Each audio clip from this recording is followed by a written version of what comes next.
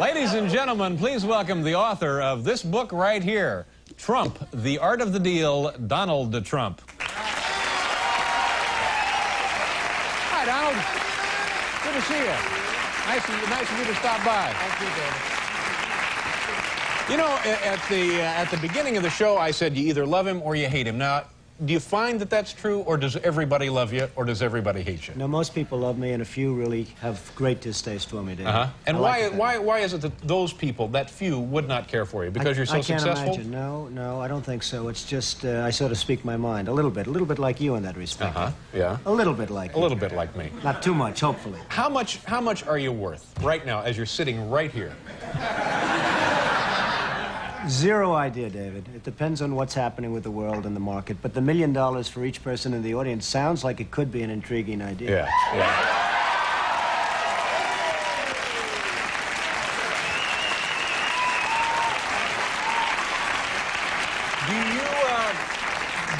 Do you make more money? You own casinos. How many casinos do you own?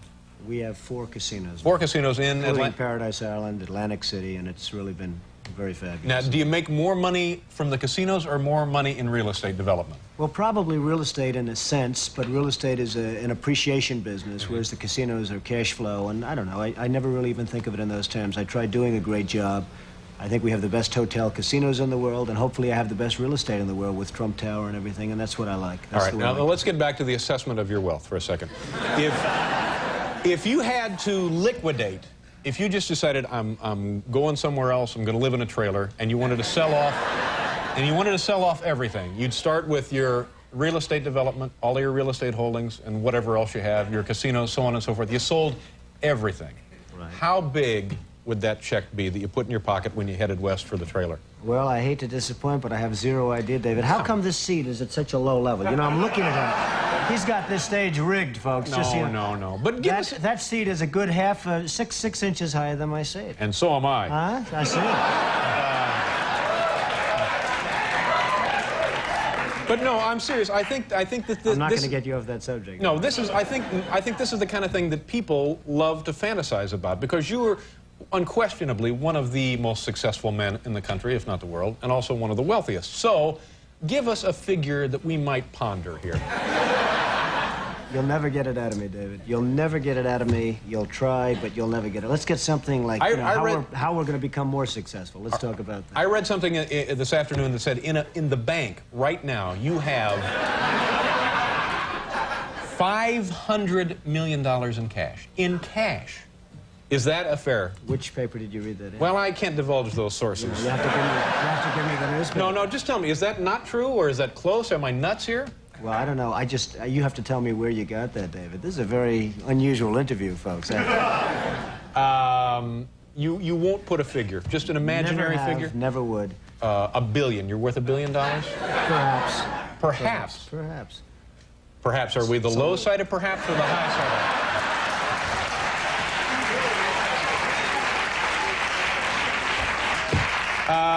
What were you like as a kid? What kind of childhood did you have? Well, I had a good childhood, wonderful parents, really good parents, and it was a good, solid childhood, I'd say. Very normal in a lot of respects, but a very, very solid childhood. Yeah. From the standpoint of family, you know. Are you a driven person? Do you jump out of bed in the morning and just... I don't think of myself as driven. I'm fortunate. I don't need lots of sleep like some people, and some people don't. I don't need that. I would say that I'm somebody that enjoys what I do, and I enjoy it so much that perhaps I do it well. But I really enjoy what I do. I don't like to think of myself as driven. I don't like to think of myself really as ambitious. I just enjoy what I do, Dan. Is what you do something you've always wanted to do? I know your father was and still is a real estate developer. My father was in the real estate business, and I've been in that and other businesses and different things. I like what I'm doing. I just enjoy what I'm doing. I love the real estate business, and I love the other businesses that I'm in. Could you have done it without your father as a support system, both emotionally and financially? Did he help you out when you were starting? The emotional was very important. I learned a lot from my father, more than anything else. I learned a lot. My father was out in sort of a tough business in Brooklyn, Queens, rent-controlled property and various properties, and it wasn't a great business. It was a good business, and he was a solid guy and a bright guy. And I learned a lot from my father. And I think in terms of support, that would be the #1 thing that I got from my father. Have you had failures, big failures?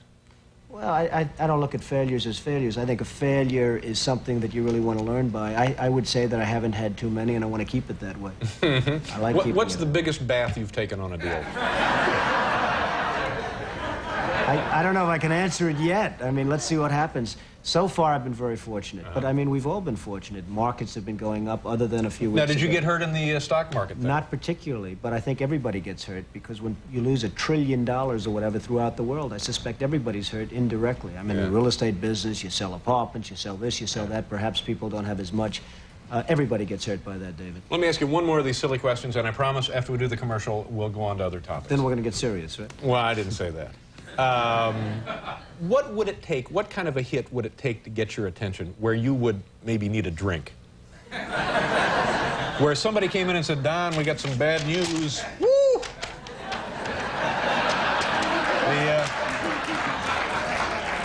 That's 7-Eleven in Akron. Well,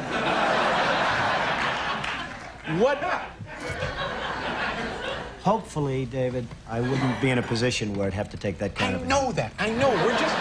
We're just pretending. I just want to tell you that... You act like you're running for something. No.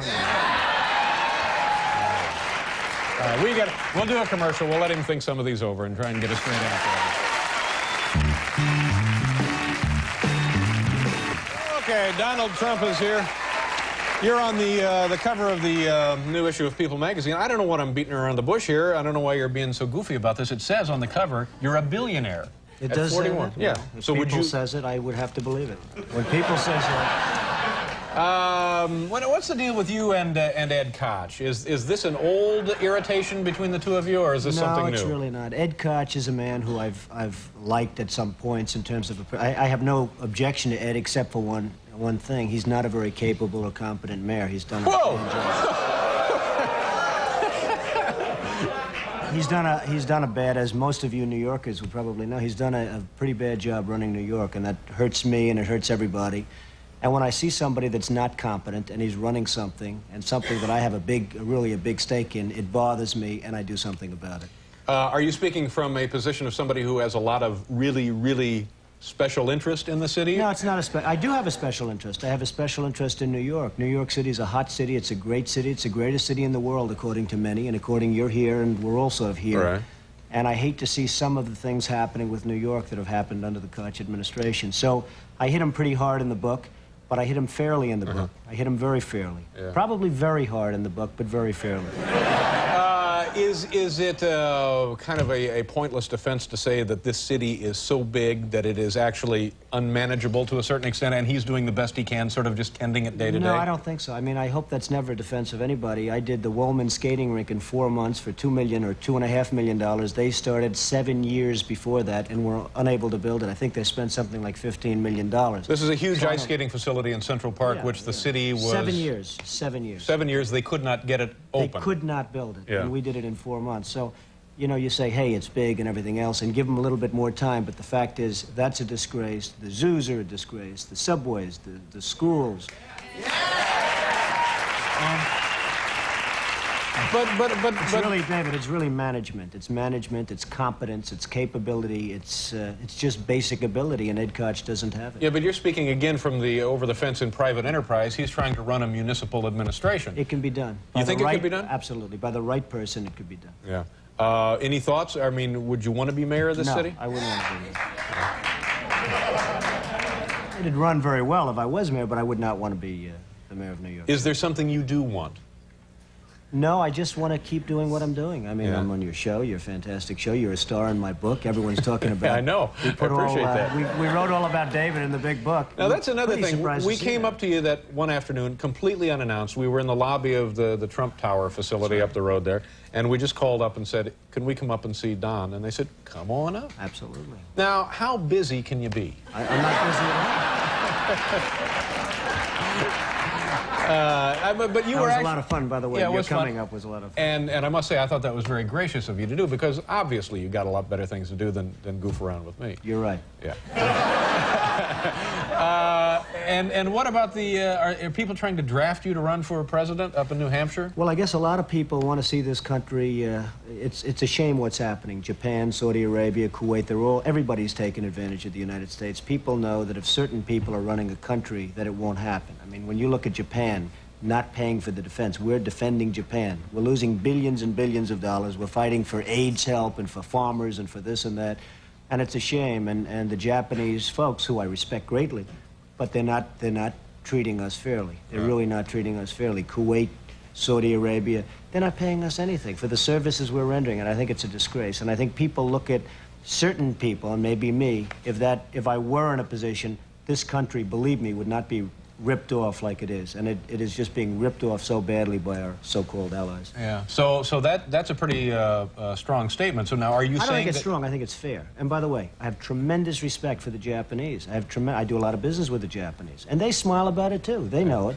The country is losing billions and billions of dollars to Japan, and we can't afford to lose. And it's a shame. It's But so now, are are you saying this by way of indicating that you could do it better, and you do intend to run for president at some point? No, I'm not going to run for president, but I think somebody... Now, in 8 years, if you came back, would you have a different answer? In 4 years, I if you tend to came back? doubt it. I really tend to doubt it. But I just think that there's so many ways that this country can straighten itself out, and we're not going about those ways. Cutting farm aid is not the appropriate thing. Cutting help for the homeless and help for the poor and welfare...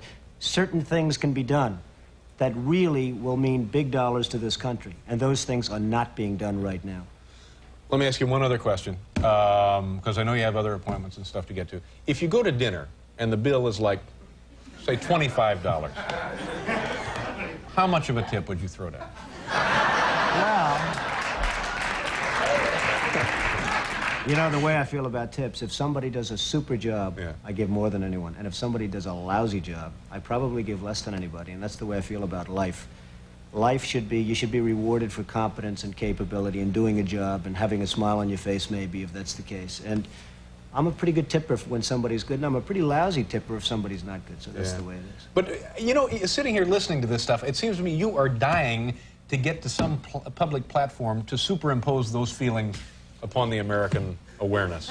Well, maybe so, but I'm not. I would like to have the feelings known and let somebody else do it, and it can be done. If it's carried, if the ball's carried correctly, it can be done. Yeah, but if you want something done right, do it yourself. Here is the book. It's Trump, the Art of the Deal, and this is Donald Trump. Donald, thank you very much for coming out. We'll be right back.